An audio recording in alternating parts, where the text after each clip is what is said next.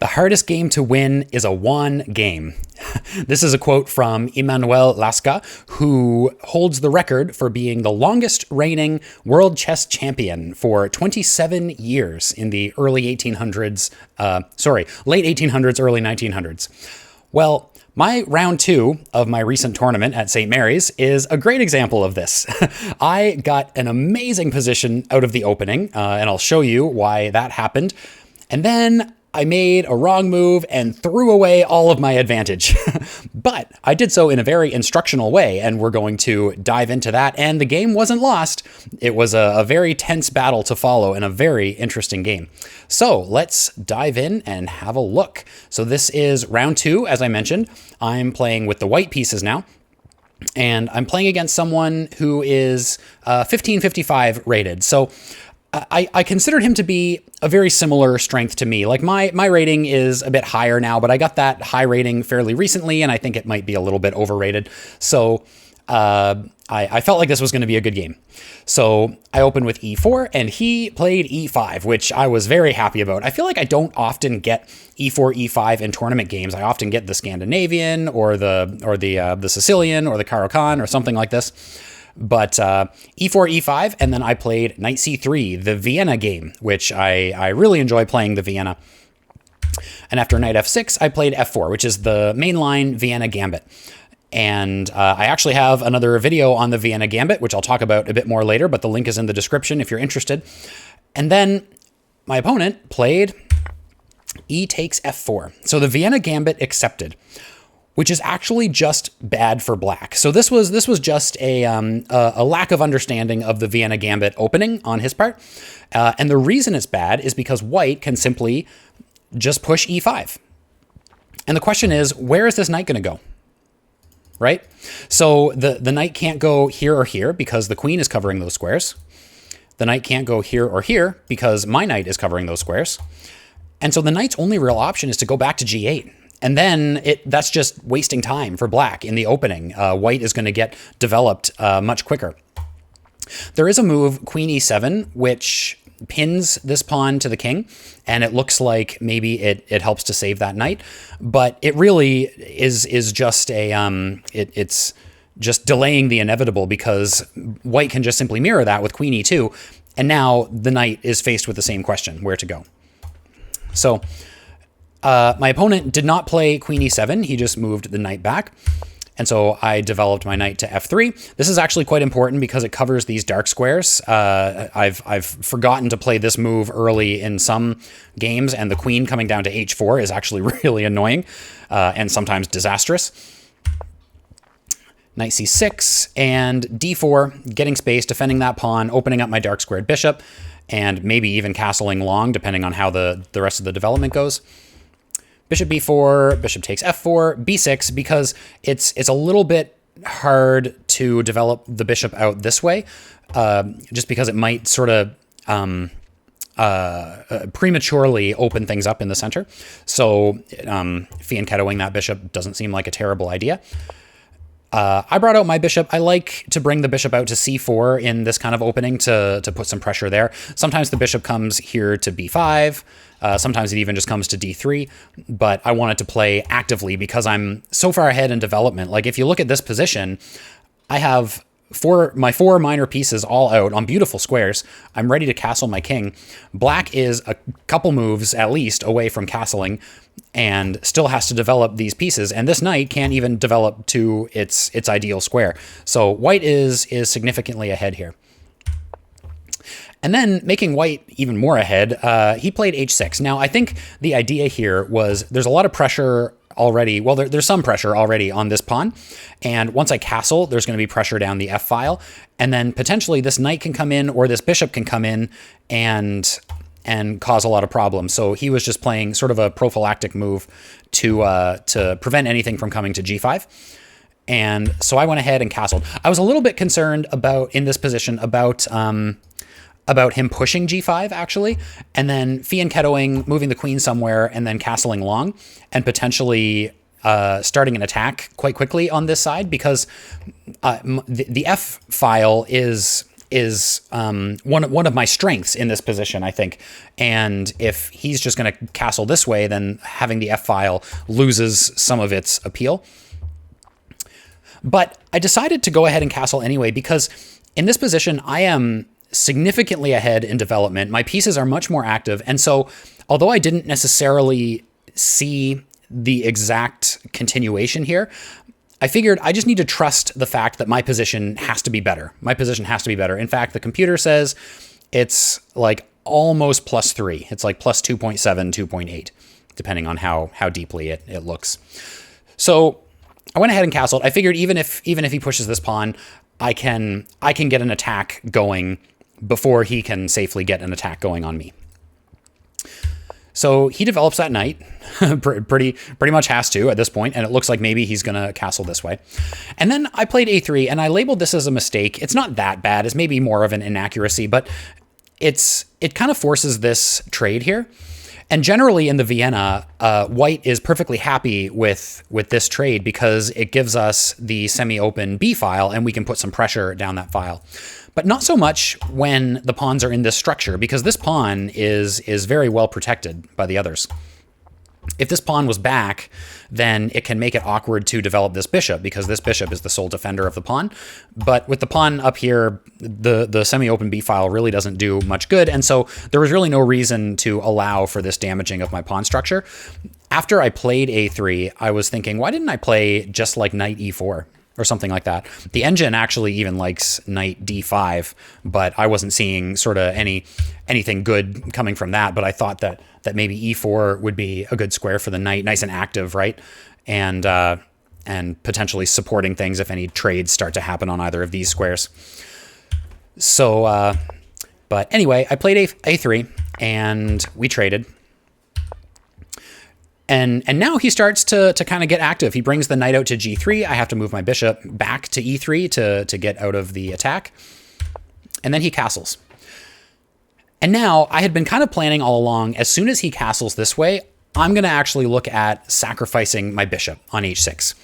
And just ripping open the king side, because I have so much pressure, right? Like there's the bishop, there's the queen, there's the knight, there's the rook. This bishop can wrap around and join the attack. This rook can join if this one goes up, and I can bring it around to h3. Like there's just so much pressure on that side of the board that I figured it's time to start trying to rip things open.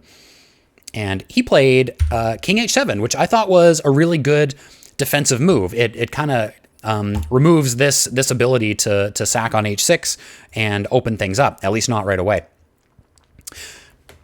And so this was the critical moment for me. And I think I realized in the game that it was a critical moment. And so I spent quite a bit of time thinking here. And it was one of those classic times where I spent a lot of time thinking and then totally made the wrong move. The move I played was this. And I'll explain why I did that and why it didn't work. But basically my thought process was I'm trying to rip things open on the king side. And I'm probably going to, I'm okay with sacrificing some material in order to do it. And there were a few different options. One was something along the lines of getting my knight up there, and then if they take with the pawn, I can get the bishop in with a tempo on the queen, and then the h file is open. But the engine actually doesn't like that one. What it does like is something like bishop g5, because this comes with an immediate tempo on the queen. Can't really block with this pawn because then I can just kind of open things up. And if black takes with the h pawn, then this comes with a check. And if the king moves back, now the knight can capture this with a tempo on the queen. Even if the king had come over to g8, it has a tempo on the queen. And then takes with the rook and takes with the bishop. And so what happens through all of that is I win 2 pawns and a rook for a bishop and a knight.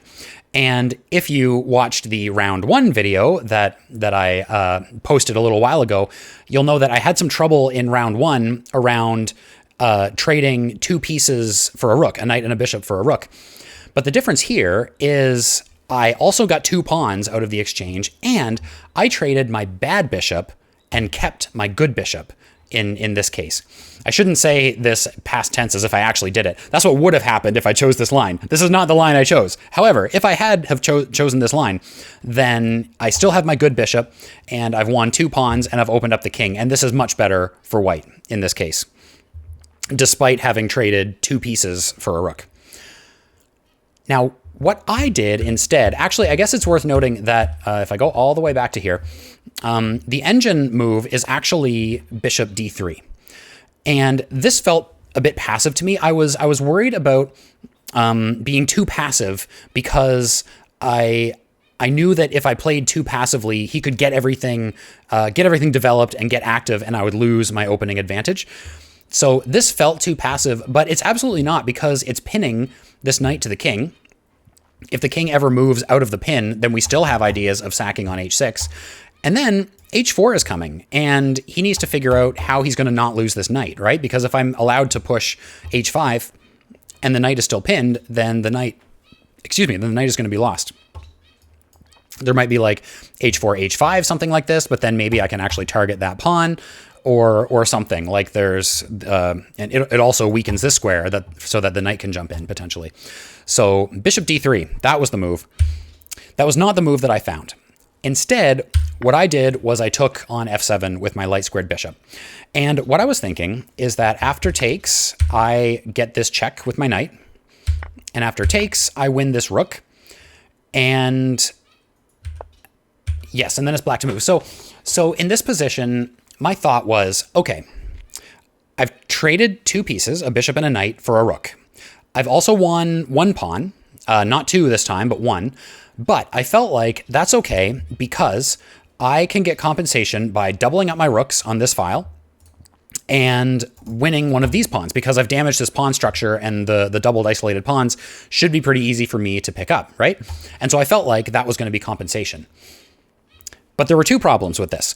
One is there wasn't any compensation. As I'll show you, black was actually completely able to defend this and not allow me to get either of those 2 things, the rooks doubled on the file and picking up an extra pawn. Black was able to prevent both of those things. And then not only that, but I gave up my good bishop, my light squared bishop. And now I have this dark squared bishop, which is pretty bad because all of these pawns are on dark squares, and this bishop, as you'll see, kind of just ends up being awkward and in the way rather than being a useful piece in the game. And so how this went is queen e8, which targets this rook. And I had been thinking that I could put my rook on f1 to defend, but I was worried about, like, let's just look at this. I was worried about this knight coming down here. And it turns out that the engine finds a tactic that says that white is totally okay here, but I just thought, like, if that rook comes here, now this one is going to be lost. I'm not going to be able to keep that look. I think the engine actually engine wants to sacrifice the rook on g7, and there's something crazy that it does from there. So, but anyway, I didn't go for any of that. I brought the rook back to f3, thinking I could bring it around to h3 at some point, or maybe even g3. But then black can just push g4, and now I don't even have h3 for this rook.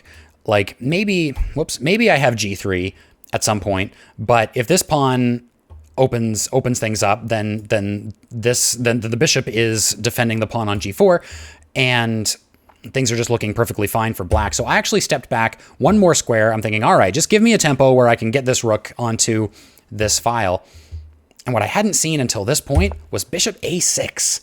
That is a beautiful move, covering a bunch of squares in my position, but also, importantly, this f1 square, and there's no way for me to double up my rooks on the f file anymore, which is just kind of fascinating. Like, it's pretty cool. I feel like in this fianchetto kind of setup, I often overlook the idea of moving the bishop out here to the edge, in this case to the a6 square, because you always think of it as moving into here, in the typical fianchetto kind of setup.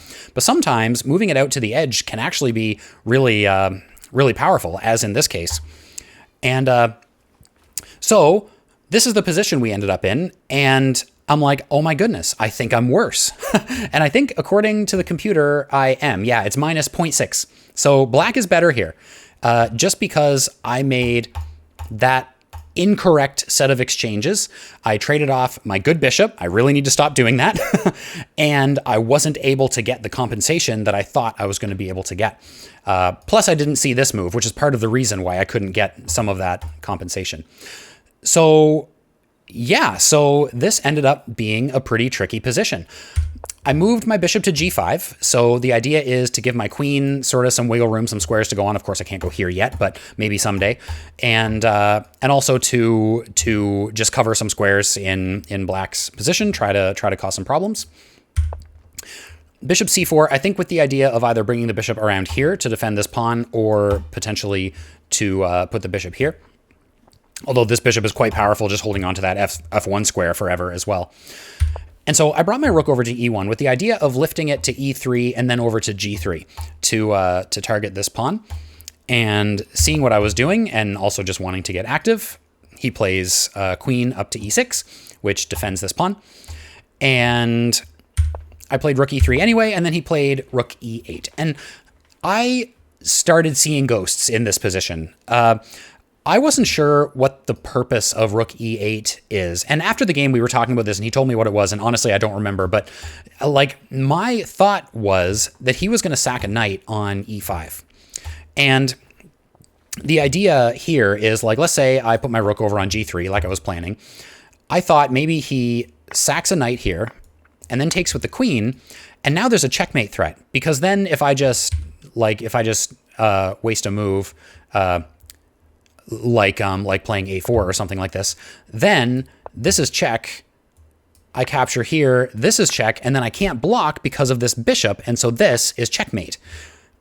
And so that's kind of what I was seeing, that this sacrifice and opening up the e-file might actually exploit a sort of back rank weakness that I didn't even really know I had at that point. So instead, what I did is, instead of like moving the rook over to g3 and trying to put pressure here, maybe with queen d1, I decided instead of trying to win this pawn, I would just try to get rid of that pawn in order to open up some activity and some movement for my pieces. So I played h3 and he captured. Now, it looks like, according to the engine, capturing is not correct. Something like rook f8, I guess, is correct, just trying to get better activity. Perhaps he should have played rook f8 instead of rook g8 on a move before. I don't know. But he captured, and then I recaptured on h3. That's a check on the king. And now I'm starting to feel like I have a bit of breathing room without that pawn there. It's amazing how restricting that pawn was on g4. And so now I move my rook over to g3, which according to the engine wasn't the correct way to go, but it gets us to the right place. The idea is to try to be putting pressure on this king and maybe even threatening something like bishop f6. And after rook f8, that's exactly what I did. I put the bishop on f6. And the threat here is taking the knight. And taking the bishop with the rook isn't very good because it loses the exchange. Taking with the pawn is also no good because this is just absolutely devastating for black. The queen is going to come in. Things are pretty bad. And so he played queen f7, which is actually not a move that I had seen, and it doesn't actually work, but during the game I thought it did. The engine says, I believe in this position, the only correct move is rook c to e7, which defends this other knight. The knights are mutually defending each other, and it holds white off for now.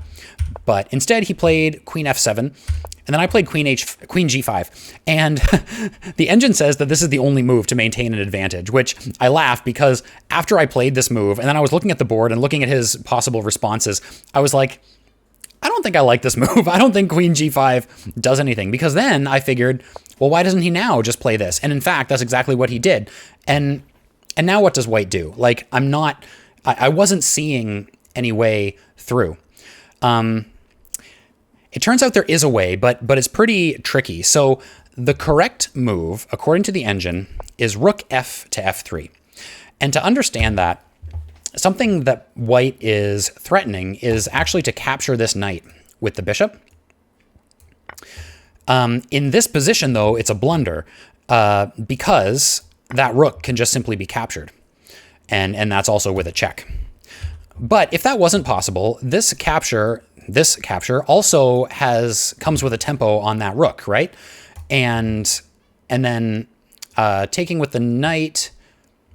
Well, of course, it's also a tempo on the queen. Yeah, it's a discovered attack on the queen, and it's also a tempo on the rook. And if captures with the queen, then I can just grab this knight as well. And so, whoops, let's go back. So the correct move is this, and that makes this capture possible. Because now, if that capture were to happen, the queen can't capture this rook because it's covered. So I didn't see all of that, but I saw some of that. I saw that capturing here was maybe an option someday. And what I did was doubled the rooks up this way. So that, similar idea, if I take here, then the queen is in trouble. But this actually fails to something. I don't remember. Oh, I think black can actually just capture here, and then black is totally fine. I was calculating that if captures, rook takes here, but now if queen goes over to g7, white is just down material, and there isn't really an attack. Like, black is somehow holding everything together in this position. So that's why this rook move doesn't work. But this is where my opponent blundered. And so what happened, we were both actually getting kind of low on the clock. And actually, after I made this move, I was thinking, like, maybe I should just offer a draw here. Like, I'm not sure if I can break through. I don't see why he can't just capture this bishop, and I'm going to be down material. Maybe I have just enough of a threat here that he would accept a draw in this position, because I'm just not seeing the way forward. However, I did calculate that if he moves his bishop here, then, as I mentioned, this capture is possible because the queen is hanging and that rook is under attack, and all of those things happen, and white ends up material. And so, like I said, we were both low on the clock. And so he made this move, and then he offered a draw. But I had already calculated that if he played that move, I was pretty sure I was going to win material. And so I declined the draw, and I captured here. He captured there. I captured there. He grabbed the bishop, and I grabbed his bishop. And white just comes out up a knight. I won a knight out of that exchange. Traded two bishops, traded two rooks, and white won a knight. And now it's pretty much all over, actually. And he said to me afterward, when we were talking about the game afterward, that he hadn't seen this. He hadn't calculated correctly that I was going to end up material. He saw that there were a bunch of exchanges, but he didn't recognize that I was actually going to win material through all of this. And it makes sense. We were low on the clock. It was just a miscalculation. We both had like a few minutes left, sort of thing. So he brought his queen down here to try for some counterplay against this pawn and perhaps against the king. I moved my queen, simultaneously attacking that knight and defending that pawn. He delivers a check, and I hide the king on h2. So there are no more checks. And then he plays knight here, and I played queen up here. And actually, this is where he flagged. He was looking for a way out of this. And ran out of time. And there isn't a way out of this. If the king moves to h8 or h7, then rook h3 is just simply checkmate. And so I managed to win this game. It was a pretty interesting one, and pretty interesting tactics over here on the king side. I was saying to some folks afterward that I felt like every move in this game was like a chess.com tactics puzzle. I had to calculate so much to try to figure out what the right moves were. But yeah, the most interesting lesson, I think, is in this critical position. As I mentioned, a move like bishop d3 is something I really should have considered, pinning that knight and pushing this pawn. And I really should have discounted the idea of bishop takes f7. Like, I was even considering bishop g5 and thinking about whether that would work. And it totally would have worked much better than what I did. So like, I feel like when I'm calculating exchanges like this, I'm treating it like a tactics puzzle where I'm sort of looking for the end of the line being either a significant material advantage or like a checkmate threat or something like this, right? Whereas in real games, you have to do these exchanges and calculate these lines and then kind of try to analyze whether the position is better or worse sometimes, right? And in this case, with my move of bishop takes f7, at the end of everything, I'm losing my good bishop. I'm not really going up an exchange. I'm slightly worse on the exchange. And then being able to get that compensation I was looking for is going to be questionable at best, especially since, you know, he's a strong opponent and he's going to find the good moves here. And so, and especially with this bishop a6 move, I think watching for things like that is definitely something to keep in mind. So, I mean, it was a pretty interesting game. Like I got a really good position out of the opening, but then being able to convert that advantage was a challenge. And in the end, I kind of didn't, right? Like I threw it all away. And then later through the middle game and the end game, we were, you know, I was able to make it go my way. But very, very interesting game. Nice to have a win for round 2. And yeah, I hope you enjoyed that. I hope you learned something. If you did, make sure to hit that like button down there and hit subscribe if you'd like to see more videos like this. And if you're interested in the Vienna opening and the Vienna Gambit opening in particular, I actually recently did a presentation to my local chess club on this opening. And then I made a video version of that presentation. So you can check that one out right over here if you're interested in the Vienna. And I will see you on the next video, round 3, coming soon. See you later.